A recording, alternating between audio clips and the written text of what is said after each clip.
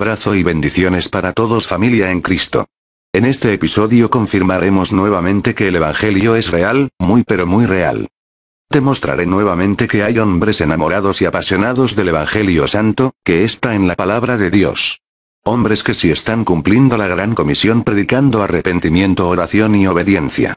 Este video lo traje en especial para aquellas personas que dicen que el Evangelio es una mentira al ver tanto lobo disfrazado de oveja, que hemos visto en este canal, pues no han comprendido la temática de este canal, que es desenmascarar a los burladores, para que muchos cristianos reaccionen y encuentren el lugar correcto para congregarse y prepararse para la venida de nuestro Señor Jesucristo.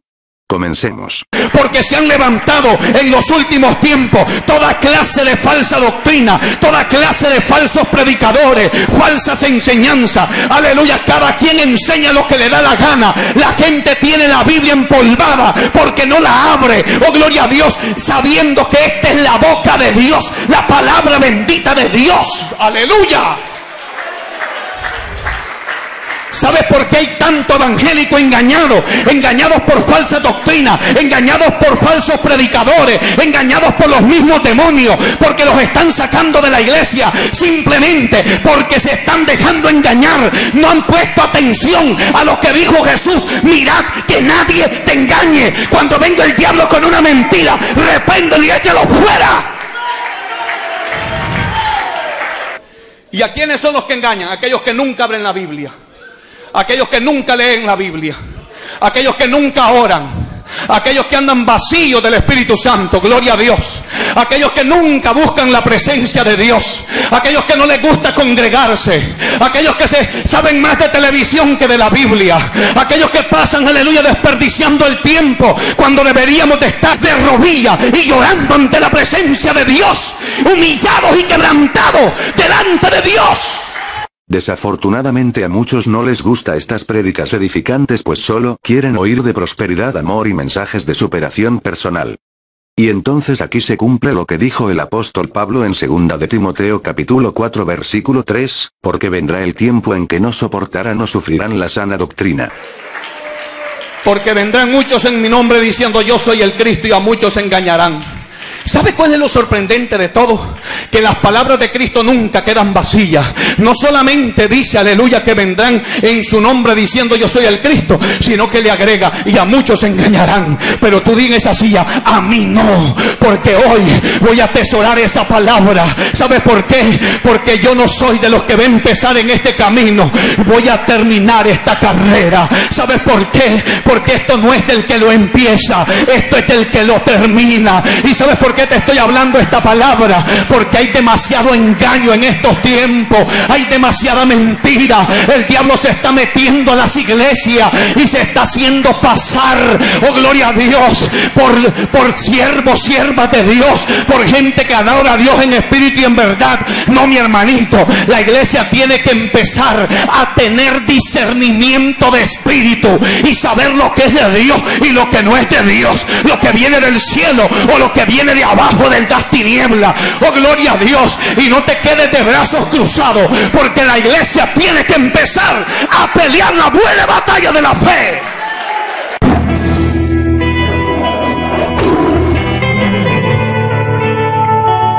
Como puedes ver, estos hombres imperfectos están siendo usados para hablar lo perfecto que es la palabra de Dios. Lo que pretendo mostrarte es que hay pastores y predicadores sinceros de corazón que tienen el único objetivo de ocuparse de las cosas del Señor. Es que se produce el emocionalismo y yo puedo manipular las emociones del auditorio simplemente con ciertos elementos que los que saben manipular saben cómo usarlo para levantar las emociones de la gente. Pero no están reaccionando a la verdad que están entendiendo de la gloria de Cristo, de la salvación. Es una simple manipulación, como la que puede ocurrir hasta en un estadio de fútbol. Yo puedo poner a miles de gente a gritar, o en un concierto de música rock, y no tiene absolutamente nada que ver con esto. Ahora, ¿dónde está el peligro? Y por favor, hermanos, de verdad, ¿no? Yo quiero decir esto con toda la seriedad que yo puedo.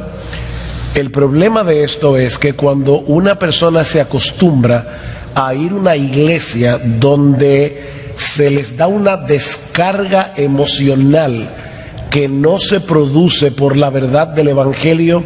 Sin darse cuenta, esa persona está siendo vacunada contra la verdad, porque llega un momento en que al ir a una iglesia donde se expone las escrituras no lo soportan.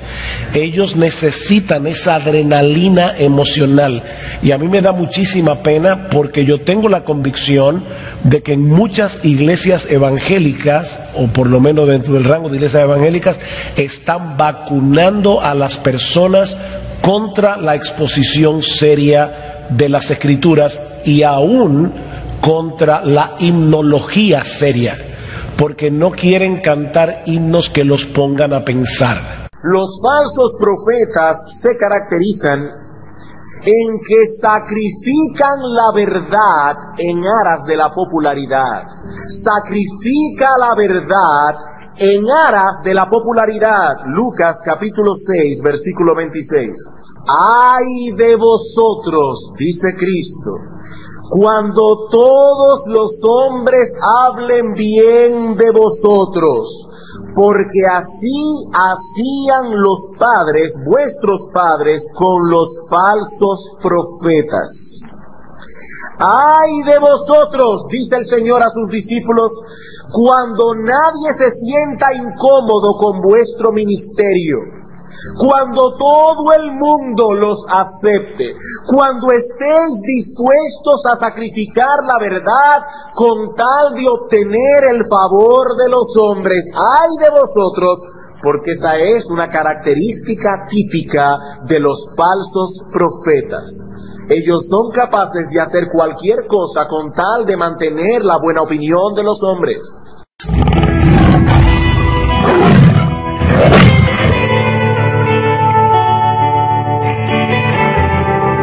¿Por qué hay tantos problemas en la iglesia? ¿Por qué las personas no pueden caminar en santidad? ¿Por qué hay tan poco amor en las iglesias? ¿Por qué? Porque no conocen a Dios. ¿Y por qué no conocen a Dios? Porque los predicadores no conocen a Dios. Porque están andando enseñando cualquier tontería, método, estrategia. Pastores vistiéndose en trajes de payasos y un montón de cosas para que personas vengan, manipulando gente con un montón de cosas, cuando el pastor debe dejar esas tonterías y esconderse en su oficina y estudiar quién es Dios, para salir de su oficina y revelar Dios al mundo. Es la culpa de los predicadores,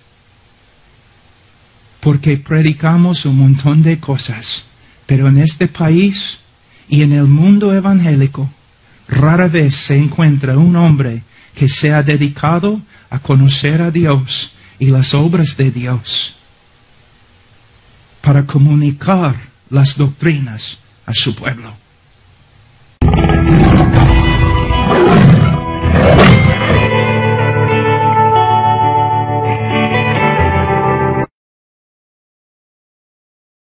En Sansón, Dalila fue la que llevó a Sansón a perder su comunión, a perder su sensibilidad, a perder ese toque divino. El ligarse a Dalila llevó a Sansón a tener un fin y un destino que Dios no le trazó. Por eso es que no deje que pase un día en tu vida sin orar. No deje que pase un día en tu vida sin hablar con Dios. Porque no oraste hoy. Pastor, no me alcanzó el tiempo. Tenía que ir temprano al trabajo. Está bien. Llegó mañana. Pastor, otra vez. 2 días, 3 días. Y cuando te vienes a dar cuenta, pasaron 3 meses y no oras. Tú crees que estás fuerte, pero estás débil. Porque ya no comienza a percibir. Y lentamente la carne va ganando terreno y el espíritu va perdiendo. Y lentamente Satanás tiene más influencia en ti y Dios tiene menos. Porque está cediendo. Alguien alaba la gloria de Dios. Pero si te levanta y ora a pesar de que está cargado de sueño, de que está cansado, pero dice: Señor, no me acuesto sin decirte algo, no me levanto sin decirte algo, por lo menos lo está intentando. Y esas pocas minutos o 20 o 30 minutos que le está dedicando es lo que te mantiene vivo en la presencia de Dios. ¿Alguien puede alabar a Dios en este día? Cuando dejas de buscar a Dios, eres como un Sansón, te convierte insensible. Y Dios puede estar paseándose en tu casa y no lo ve, no lo siente, no lo percibe. ¿Cuántas veces usted dejó de orar por una semana y ya se le ha hecho difícil volver a orar? Siente que la oración es aburrida y siente que no encaja y no sabe cómo comenzar. Y le pasan 30 minutos pensando y no sabe cómo comenzar, porque perdió terreno. Ahora no encuentra bien el camino. Ahora se le va a hacer más difícil encontrarlo. Pero yo le aconsejo algo: quédese ahí aunque no sienta nada. Quédese ahí aunque no hable nada. Quédese ahí aunque no tenga deseo, porque usted no lo ve, pero sí le está afectando. Está cambiando por dentro. Algo está pasando dentro de usted a su favor. Y en la próxima sesión de oración vas a sentir su presencia. Y en la próxima te van a abrir los ojos. Y en la próxima te van a abrir los oídos. Y en la próxima comenzarán las visiones y los sueños. Aleluya. Así que yo oro en el nombre de Jesús para que todo sueño espiritual que te aleja de Dios sea quitado hoy. Alguien diga aleluya.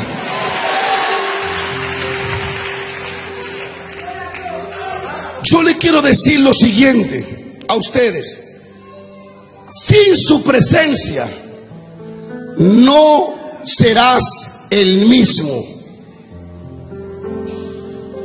Sin Dios no se puede. Sin Dios no se puede. No, se lo voy a repetir. Sin Dios no se puede hacer nada. Sin Dios usted puede tratar de vivir, pero no tiene vida. Sin Dios no somos felices. Sin Dios no podemos avanzar. Sin Dios no podemos lograr nada. Alguien diga aleluya. Alguien diga aleluya. Sin Dios nadie puede ser efectivo. Se lo voy a leer. Sin Dios no llegaremos lejos. Sin Dios no hay sanidad. Sin Dios la iglesia no crece. Sin Dios no hay matrimonio bueno. Sin Dios nuestros hijos no cambian. Sin Dios no hay liberación. Sin Dios no hay vida. Escúchenlo bien. Aunque quieran sacar a Dios de las escuelas, ese es el problema de este país. Sin Dios no hay educación que valga. ¿Alguien puede alabar a Dios? Número 5.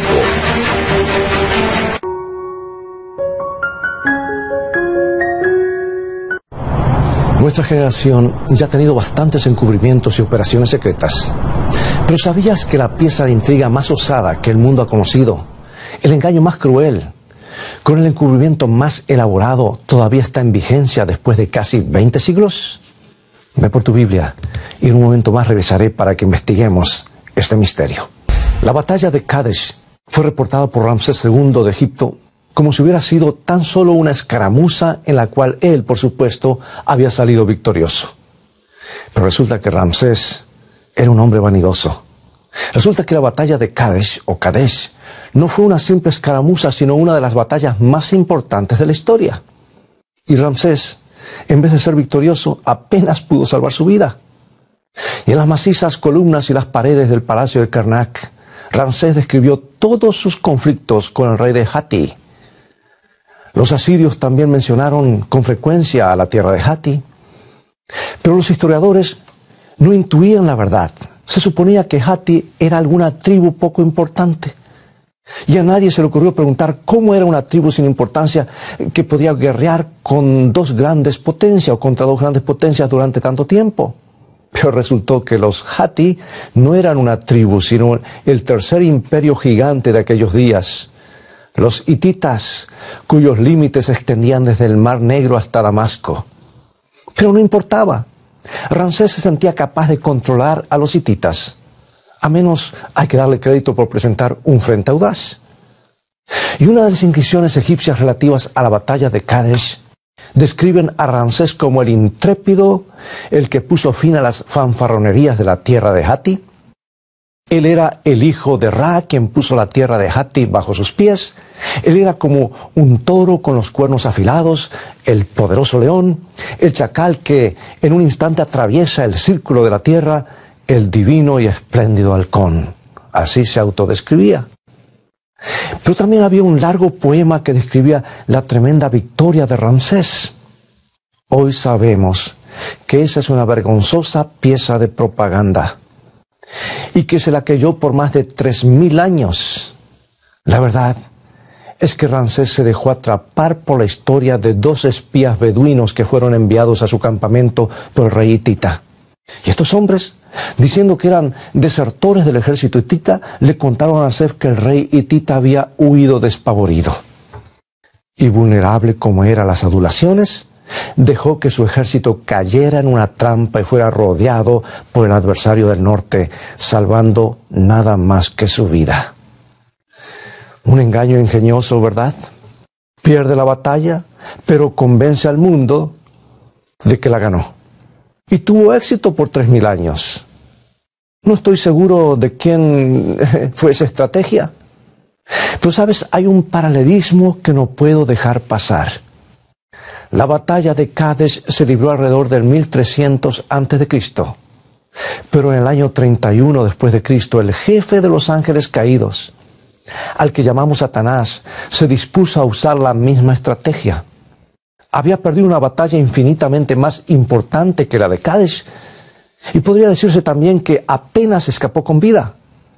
Pero en su registro habla de un tremendo éxito y lleva casi 2000 años engañando a la mayoría, y solo unos pocos sospechan la verdad.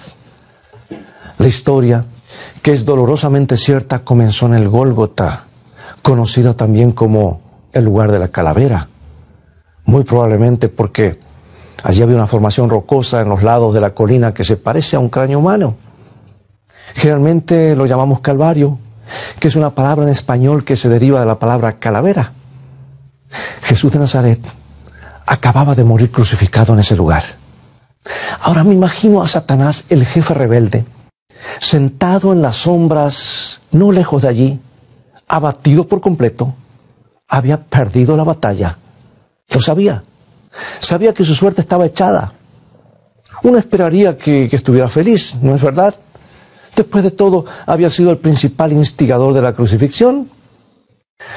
Sí, él quería que lo crucificaran, pero no estoy muy seguro de que quisiera su muerte.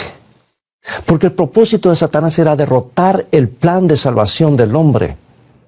Y todo el recorrido desde Belén hasta el Gólgota, el ángel del mal había seguido de cerca los pasos de Jesús, tratando de desanimarlo, de atraparlo, de hacerlo pecar, aunque más no fuera con una palabra, tratando de hacerlo abandonar su plan. En primer lugar, había pensado que Dios nunca se interesaría en la raza caída. Y para su mente egoísta, era incomprensible que el Hijo de Dios se hubiera interesado tanto por el hombre que hubiera descendido aquí a morir en su lugar para que pudiera tener vida. ¿Sabes que el egoísmo tiene dificultades para entender el amor? Y daba la impresión de que Satanás pensó que si le hacía la vida bien miserable, Jesús daría la vuelta y abandonaría su plan para salvar a los hombres. Y así la raza humana quedaría librada a la destrucción segura. Porque nada deleita más al jefe rebelde que las destrucciones masivas. Satanás sabía que Jesús podía realizar fácilmente un milagro y librarse de sus enemigos. Sabía que Jesús, si lo quería, podía fácilmente descender de la cruz y hacer que 10,000 ángeles lo elevaran al cielo ante la vista de sus torturadores. Pero Jesús no renunció, no se bajó de la cruz, se quedó allí hasta lo último y dejó que los pecados del mundo le arrebataran la vida. Y Satanás no era estúpido. Sabía que le habían quitado la máscara por completo. Había sido expuesto ante los ojos del universo como un homicida, un asesino de su propio creador. Y ahora no podría esperar más la simpatía de los mundos que no habían caído.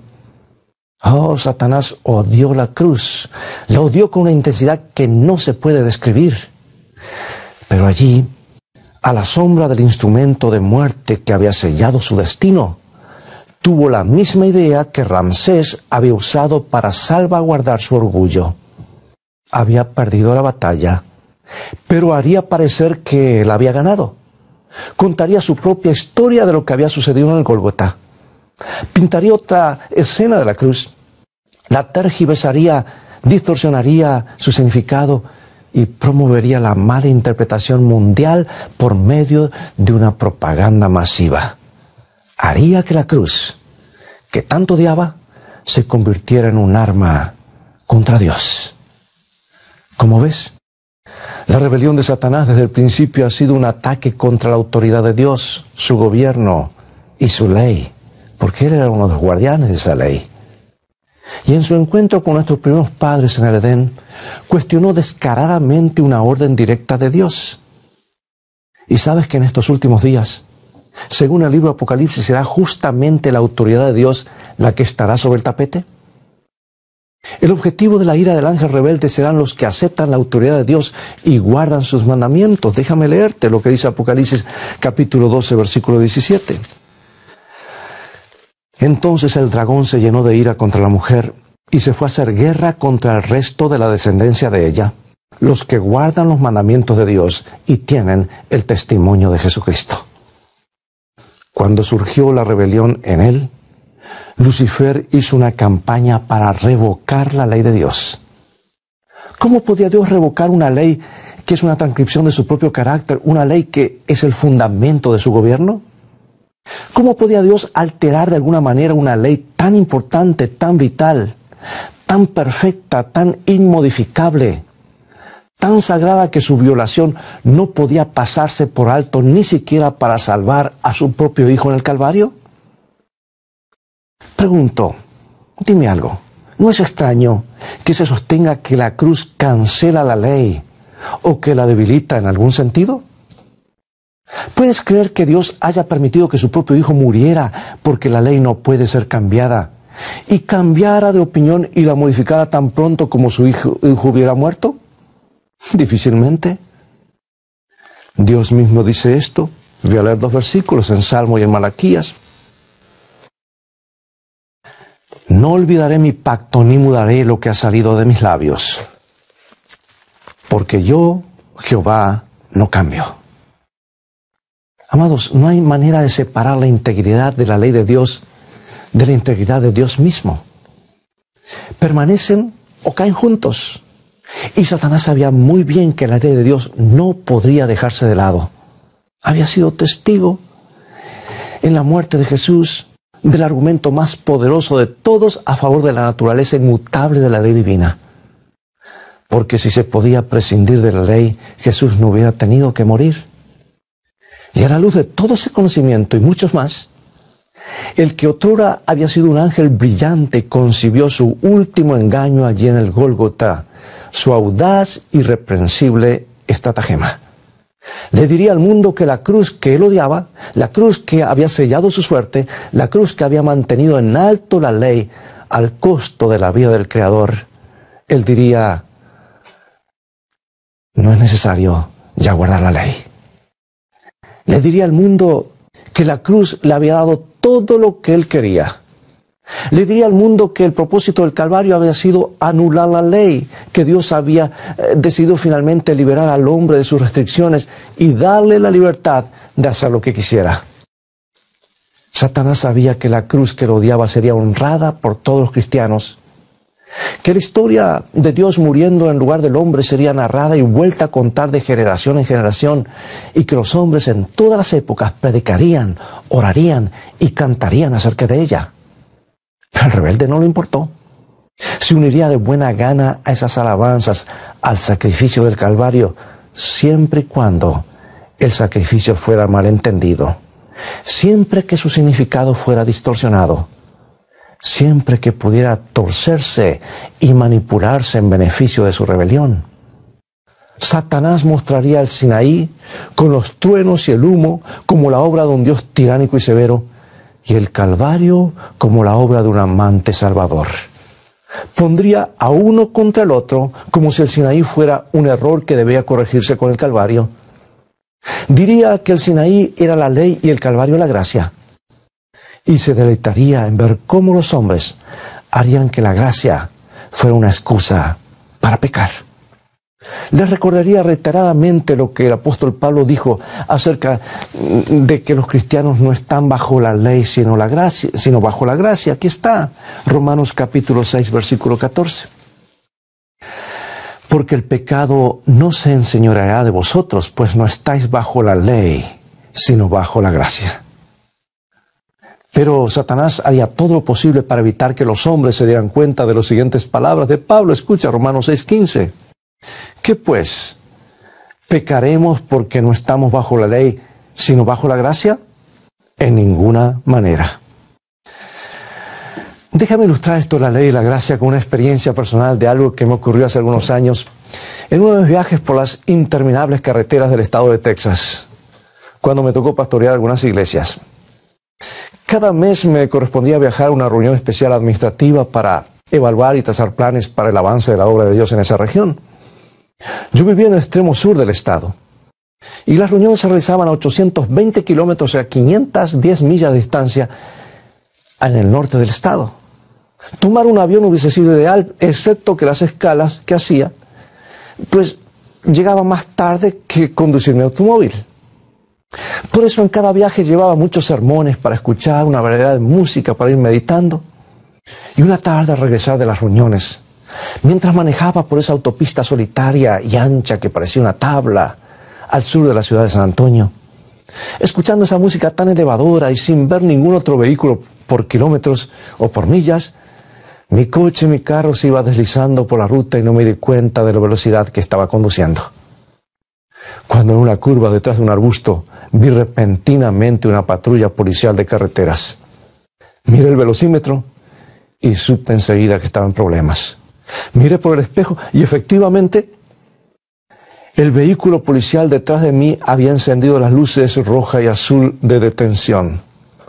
Disminuí la velocidad para colocarme al lado de la ruta, esperando lo peor. Y enseguida supe que estaba bajo la ley. Había quebrantado una ley de tránsito y merecía una multa o quizá que me suspendan la licencia. Yo sabía que estaba en problemas y muchas cosas me pasaron por la mente. Cuando me detuve, para mi asombro, el patrullero pasó de largo. ¡Qué bueno!, pensé, se arrepintió. Pero la alegría no me duró mucho porque unos pocos kilómetros más adelante vi el mismo patrullero que había detenido otro vehículo que evidentemente estaba manejando tan rápido como yo. Vi al oficial parado en la ruta, con una mano levantada y haciéndome la señal de que me detenga al costado de la ruta. Ahí sí me desanimé y nuevamente supe que estaba bajo la ley como el peor de los infractores. Esperé junto a mi coche mientras observaba cómo el chofer del carro detenido delante de mí gesticulaba y discutía con el oficial. Observé cómo el oficial le entregaba un documento para que lo firme y luego de hacerlo se lo arrojó encima del coche y entró al mismo dando un portazo y se alejó. Yo me decía, no hombre, no hagas enojar al oficial porque después me toca a mí.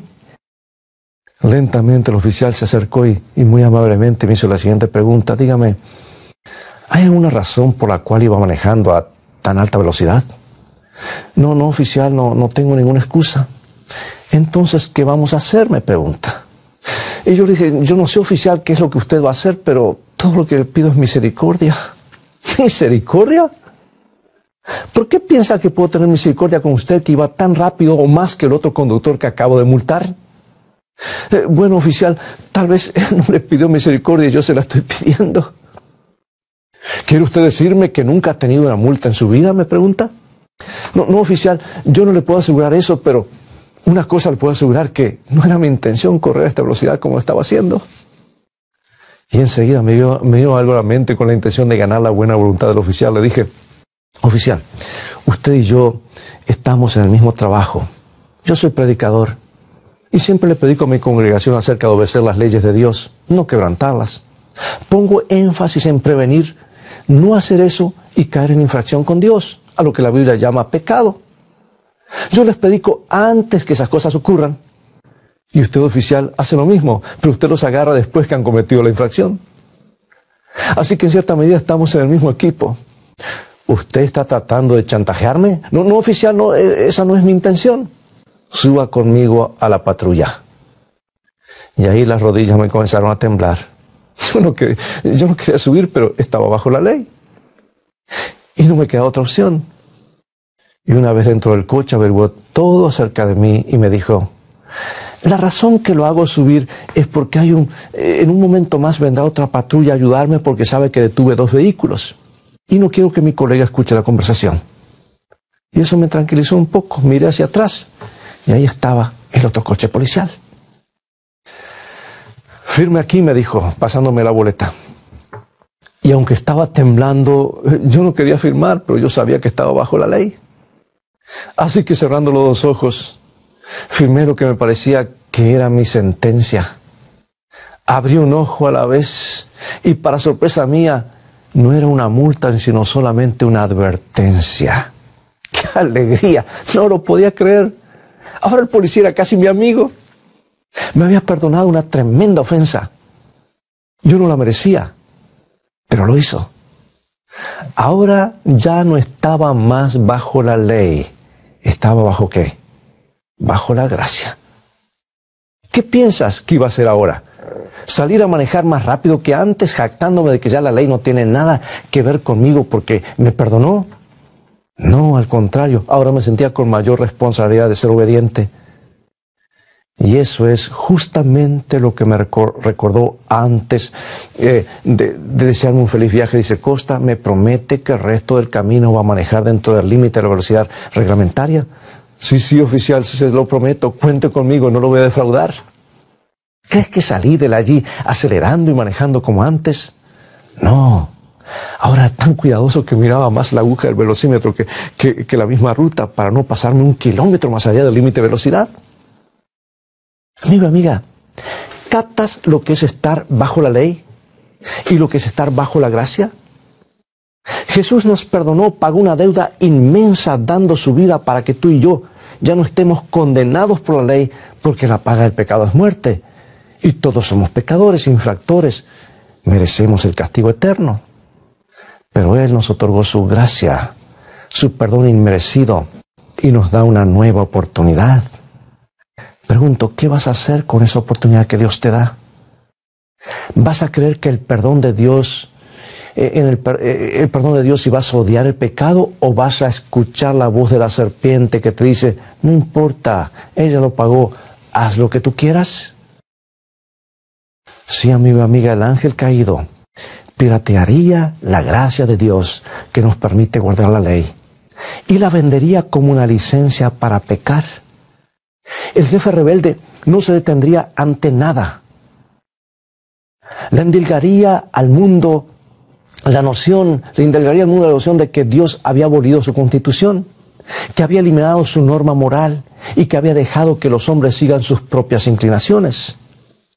Pero es precisamente esa noción, la que estamos sujetos solo a nuestras inclinaciones y a nuestros sentimientos, es precisamente esa noción fervientemente aceptada y transmitida de una generación a otra, la que ha hecho que nuestras calles sean inseguras, nuestros hogares se han convertido en fortalezas armadas, y en nuestra carrera a la permisividad hemos rechazado la única respuesta que podemos darle a la epidemia de criminalidad. Pero la obediencia no es muy popular hoy, ¿verdad? No es lo suficientemente sofisticada para nuestra sociedad permisiva. Preferimos hablar del amor. No hemos escapado al contagio de la religión fácil que no plantea ninguna exigencia. Y lo más escandaloso es que la cruz del Calvario ha sido tan manipulada que ha colaborado para crear esta situación. ¿No es una verdadera tragedia que la cruz que le costó la vida a Jesús, la cruz que es la máxima obediencia a la voluntad del Padre, sea tan mal entendida? ¿No es espantoso comprender que el mismo sacrificio que ha establecido para siempre la autoridad y el carácter inmutable de la ley de Dios se presente como si lo hubiera destruido? Pregunto, ¿cómo es que tantos millones pueden estar ciegos? Pero en este punto vendrá el último gran engaño. Aquí estará, escucha bien, amigo y amiga, aquí estará la clave del último gran conflicto que separará a los leales de los infieles. Sí, Satanás luchará contra la cruz fingiendo que la ama. Se unirá gozosamente a nuestra adoración a lo que sucedió en aquel día oscuro en la colina del Gólgota, pero todo el tiempo estará buscando la yugular, usando la cruz que selló su destino como un arma insospechada en su desesperado y desquiciado intento por destronar a Dios. De la vieja Inglaterra nos llega el relato de un niñito llamado Bron, que asistió por primera vez a la iglesia con su institutriz. El pastor se subió al púlpito y dio una cantidad de malas noticias. Contó que habían clavado a un hombre inocente en una cruz y lo habían dejado morir. ¡Qué terrible!, pensó el niño. ¡Qué mal! Seguramente la gente tomará cartas en el asunto. Pero mirando a su alrededor no vio que nadie se preocupara por hacer algo. Estaban esperando que termine el servicio, pensó. Seguramente van a hacer algo para enmendar esa acción horrenda. Salió de la iglesia temblando de emoción, esperando ver la reacción de la gente. Su institutriz le dijo: Bron, no te lo tomes tan a pecho, van a pensar que eres raro. ¿Raro porque estoy molesto, perturbado por la injusticia? ¿Raro porque me movilizó esta tragedia, esa trágica historia? ¿Raro por preocuparme y querer hacer algo al respecto? Hay algo que podemos hacer con relación a lo que sucedió en Calvario. Jesús dijo: si me amáis, guardad mis mandamientos. El amor no es algo que se dice, sino algo que se hace. Quisieras unirte en oración conmigo y agradecer a Dios por su perdón y a la vez decirle que le amas y que deseas obedecerlo. Dios finalmente tendrá un pueblo que no solamente le amará, sino lo obedecerá. Y tristemente, dice Mateo 7, cuando Jesús venga, muchos dirán: Señor, Señor, hicimos tantas cosas en tu nombre. Jesús le dirá: apartados de mí, obradores de maldad. Y el original, y en inglés dice: those who practice lawlessness, o sea, los quebrantadores de la ley. Dios nos ayude a amarle y obedecerle. Oremos. Padre amado, gracias por la cruz. Gracias por el sacrificio de tu Hijo, por amarnos tanto que estuviste dispuesto a darlo todo. Ayúdanos a comprender un amor tal, a comprender el sacrificio hecho por nosotros. En el nombre de Jesús. Amén. Gracias, muchas gracias por suscribirte y darle like. Chao, chao, nos veremos en otro video.